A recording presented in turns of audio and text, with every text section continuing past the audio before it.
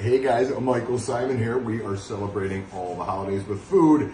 It is Hanukkah and we're making Matzoball soup. So Matzoball soup is one of my absolutely favorite soups with my mom's version of Matzoball, which is avgolemino, the Greek chicken soup. But I learned how to make Matzoball from my sister-in-law, Marilyn Hirschman, who I think makes some of the greatest Matzoball soup in the world. She learned how to make it from her mother-in-law, Sheila Hirschman. What Mare does is she puts dill in her matzo balls, what I think adds just a tremendous amount of flavor and a good amount of nutmeg too. And then we're also going to put some seltzer in there and a little bit of baking powder, which is going to leaven them and make them very light. If you like the sinkers, which a lot of people do, some people like their matzo balls very light, some people like the sinkers. If you love the sinkers, eliminate the seltzer and the baking powder. First thing that we need to do is we need to make our stock. A lot of calls come in today. See, people want to know all about Matzoball soup. So we are going to make the stock first. I have a whole chicken. We're going to put the whole chicken in the pot. This is very complicated. Ready? Whole chicken in the pot.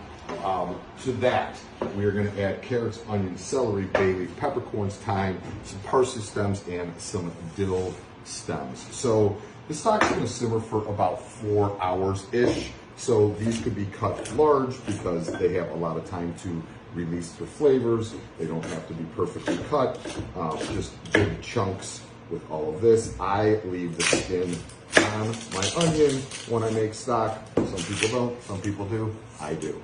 So quarter up the onion.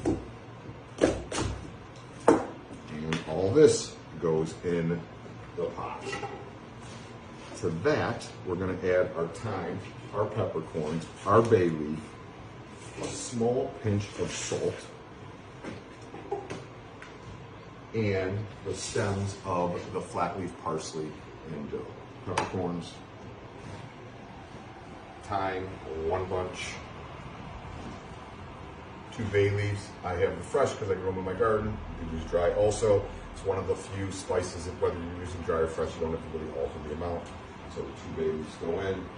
I hate wasting any part of the herb, so we like to chop up the parsley. You save the stems. This is the perfect thing to put in your soup. It would add some flavor. Same thing with our dill. The thicker, coarser stems at the bottom are going to come off and go in our soup. About a 4-finger pinch of salt on top, and 1.5 gallons to 2 gallons of water. Chickens float unlike beef bones and other bones. So if you look at the level where the chicken is in your pot, so it's right here, you're going to basically want to go 2 inches above that level.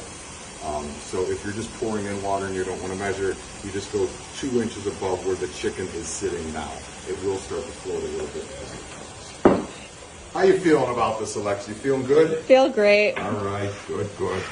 I love this soup, man, especially when it starts getting chilly outside. You're not feeling real good. It's a feel-good soup. If you're like me and you're a vegetarian, can you do it without the chicken? Yeah, you could make a veggie broth. Okay. You know, if you were doing a veggie broth, maybe to bulk it up, you could use some dried mushrooms in here, or something of that nature to give you a little bit more flavor. And then it won't be a chicken broth soup, obviously, it'll be a veggie broth soup, but you could, then I put schmaltz or chicken fat in my matzo balls. You would eliminate the schmaltz and you could do it with olive oil or another like canola oil. Okay. So you can do it. You can do it. I think I could do it too. And you could load up with more veg. Like you could put in parsnips and celery root. Okay. And, different vegetables to make it flavorful. Now, once we get our water in, I turn my stove on high here. And we're going to bring this up to like right below boil, skim it, and then reduce it down to a simmer. And it's going to simmer from 4 to 6 hours. Basically what you're looking for in the simmer is to get all the flavor out of the chicken into your broth. So, did you say skim it?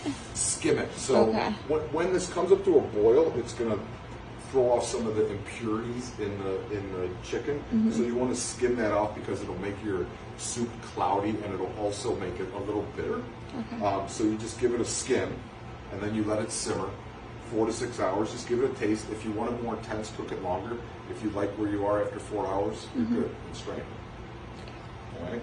So since we're not going to wait that long, I made one already. So this one I simmered for about 4.5 hours. Towel. Let's take a look in there. Okay, you guys, the kitchen towels from me. And we're just going to give this a strain. And I have a, this is called a chinois. I mean, but you could use just a pasta strainer with, if you want to get it, like, this is great because it gets everything out.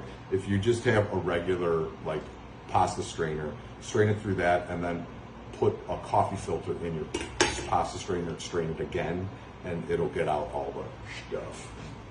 So we're going to carefully, as careful as we can, pour this liquid in. And if you were here right now, you could smell, I mean, it's the aroma coming off this is insane, because it just smells like that great chicken soup that so many of us grew up having in so many different, you know, like every culture basically has this chicken noodle or chicken type of soup. You know, a lot of us grew up with a classic chicken noodle. I grew up with abdolemino, which was the kind of like the Greek version of chicken noodle. You know, my friends that I grew up that were Jewish grew up with Matzoball soup, and then as you get older and you travel, you get to try them all. It's one of the, what I feel is why I consider myself so lucky with my family, because I'm several different things. You know, I'm Irish and Greek, and then, you know, my sister-in-law is Jewish. I get to really experience all these great food traditions from all these different cultures and religions, and it's great. You could learn so much about people, I feel, through food. It really tells you a lot about the culture of how they grew up and how they were raised, and you know, you could really learn a lot about people, about food. That's why food is so magical. It brings people together. So that is our strained stock. I'm just gonna put this in. Smells so good. Doesn't it smell good? It makes you want to have chicken. I won't say it. Okay, all right. So now what I do, and I like to cook the matzo balls separate from in the soup because they kind of cloud up the broth. The broth that we cook these matzo balls in is still going to be delicious. Don't get me wrong, I still eat it. But I cook the matzo balls separate from the soup itself. So I am going to take about a quarter of this liquid, or a third of this liquid, and I'm going to pour it in the pan that I'm going to put my matzo balls in. Set the rest of it there. Set this here. And we're going to turn them both on. I'm going to put the one that I'm going to cook the matzo balls in over like a medium-high heat, so it kind of comes up just below a simmer. Put the matzo balls, and same thing with the base of the soup. Now, to the base of the soup, I'm going to add carrots and celery just to kind of reinforce that flavor. We just cut them up in thin little rings. This was 3 stems of celery, 2 to 3 carrots, depending on the size. And those are just going to go in our soup.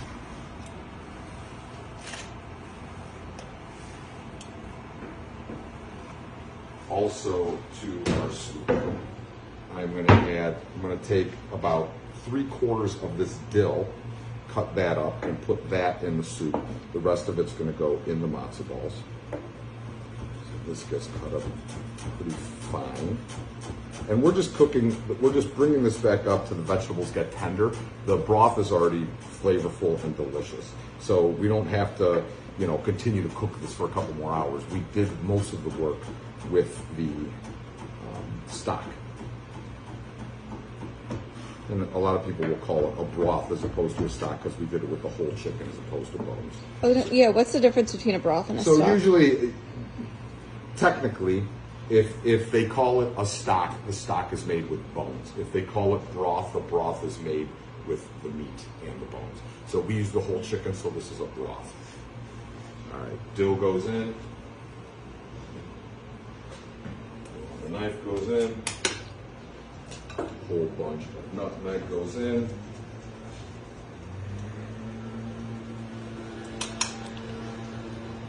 You want to give this a taste now to see if it needs salt or pepper or anything. And so we're going to time and season that. So I'm going to give this a quick little taste. See where we are in our seasoning. Use a little bit of salt and pepper. So I'm just going to put in a pinch of salt, a little bit of cracked black pepper. And although not traditional at all, sometimes I'll even throw a chili in here because I like things spicy, but that is 100% your deal. I don't want to make anybody mad saying you don't put chilies in Matzoball soup. I know. All right, so we give this a stir. That's a good tip though, because I like spicy soup. Well, I think too. I think, once you learn the method of something, this is why I always preach method, not recipe. Once you learn the method, you can kind of tweak it to your own liking. If you want it to be slightly on the spicy side, you could throw some chili flakes in there or a dried chili in there or something like that. If you just want to serve it like this and someone in your family likes it spicy, you could serve it with hot sauce. You could do those things. So, okay. Now, matzo ball time. So, for the matzo ball, I already have some that I rested here. After we make this dough batter, you need to let it rest for between 1 to 3 hours in the fridge. I already left one rest here, and it's so it hydrates that when you see when we first mix this, it's going to look pretty soupy, and then once it absorbs all the liquid, it sets up a little bit. So this is a hydrated one. But the naan, to start from scratch, we have a cup of matzo meal. That goes in. I'm going to put in that fresh dill. This is one of the things my sister-in-law taught me. We're gonna, oh boy, wait a second. My trouble of paradise, see? Nutmeg. We gotta put in a new nutmeg. Little nutmeg gone. New nutmeg in. This is like the favorite. Liz got me this about 10 years ago. And I think that's one of my favorite gifts, this nutmeg grinding, because I love nutmeg. So, some nutmeg. Small pinch of salt, a little bit of cracked black pepper, 1/8 of a teaspoon of baking powder. Now again, as I was saying earlier, if you like the sinkers, don't add the baking powder. If you like a fluffier one, add baking powder. I'm only adding 1/8 of a teaspoon. You can go up to about 1 teaspoon or so if you like them ultra fluffy. But I just like them to be like a little fluffy, so I still could taste that schmaltz and everything in there. Okay, so mix this together. So are all my dry ingredients. And now for my wet ingredients, I have a 1/4 cup of melted chicken schmaltz, chicken fat, which gives it so much flavor. Obviously, if you're doing the vegetarian version, this would be a bad idea. But we put in a 1/4 cup of seltzer. Again, this makes it lighter. If you don't want it to be lighter, that could be eliminated. I just like them to, I like the relatively fluffy. 4 whole eggs.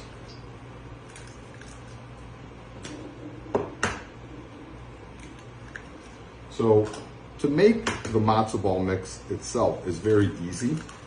You got to give yourself a little bit of time on both ends. So it needs to rest for minimally an hour after it's mixed. And then I like to cook them in the stock for about an hour. So that's, 2 hours of time for you that you have to kind of figure in. So we mix this together till it is smooth. And we can see how much this changes from just resting for an hour, an hour to overnight in the fridge. So you could make this the night before if you want. Put it in your fridge and just let it hydrate and set up. Now you see how this is like... It's like soupy. Soupy, but hard to form a ball with this.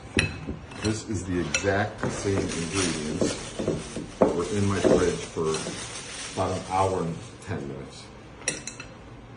Oh, yeah. See, it's totally completely different. Soupy, thick. So it really absorbs all of the liquid. And is that the matzo meal that absorbs everything? Yeah, the matzo meal just absorbs the seltzer, the egg, the schmaltz. And I'm going to take this one that I just mixed, and I'm going to put this in the fridge because you can never have enough matzo balls, so we'll make more later.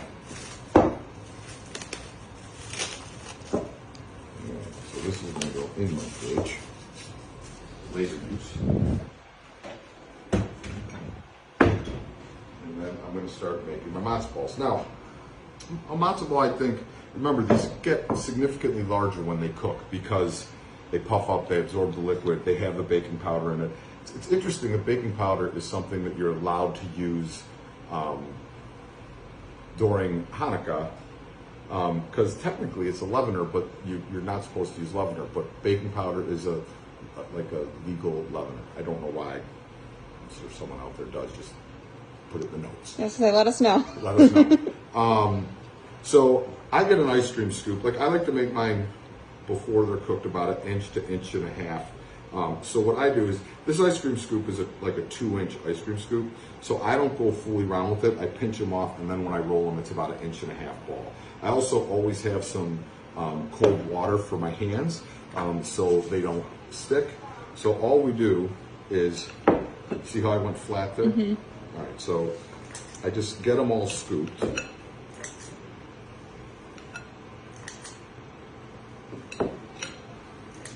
And this just ensures that they're kind of all the same size, which is nice because then they're going to cook evenly. If you just went in with your hands and formed them, totally fine too, not a problem. But this just helps with the consistency of size. That's the last one. These will get pretty big. So this recipe gave us 8 matzo balls. Perfect. How many matzo balls per serving usually? Usually there's one good sized one in the bowl. I'm two myself, oh, okay. But you know, a lot of people just go one. So you get your hands wet, you roll the balls. Emmy just took a fall. I just heard Emmy take a fall. She'll be down in a second. She recovers quickly, don't worry. She's not by herself. Liz is with her. Coming up from a nap. I think she took a little fall. So the wet hands help you kind of roll that nice, smooth matzo ball. And we get them all rolled. And as soon as they're all rolled, then I'm going to drop them into my simmering stock for an hour with a lid on. And I will show you how those look because I did some of those too. As soon as your hands start getting tacky again, just get them wet. There we go. Our liquid is simmering. You just drop them in there? Pop them right in. Now, look at how big they are now. And wait till you see the size that they get in an hour. They'll actually start to float, and they'll start to get big right away. See how fast they're, like, look at how fast they're growing. They're like those dinosaurs you put in the water. And Yeah. For the kids. Then we put the lid on. And just let them simmer for an hour. They're going to cook through, get very tender, and poof up. All right, so last thing we need to do is serve our soup. So I have my broth, which I put the vegetables in and the fresh dill and the nutmeg and a little bit of salt. I also, over here, have some matzo balls that I cooked for an hour. Shazam! They really did grow. Yes. So we're going to take our soup.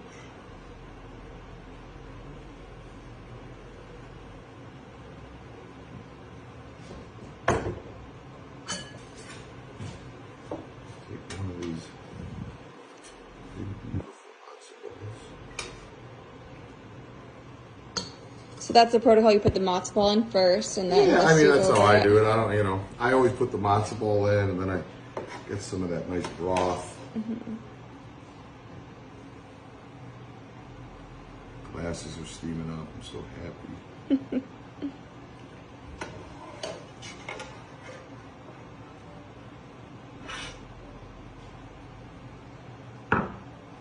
Can't see.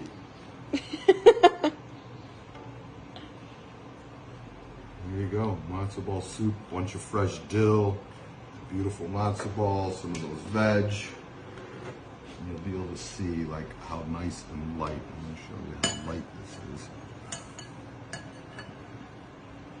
Yeah, you can see like the little air pockets. Yeah, it has some beautiful little air pockets in it, and that's from the seltzer and that baking powder. And they're going to have great chicken flavor because of the schmaltz.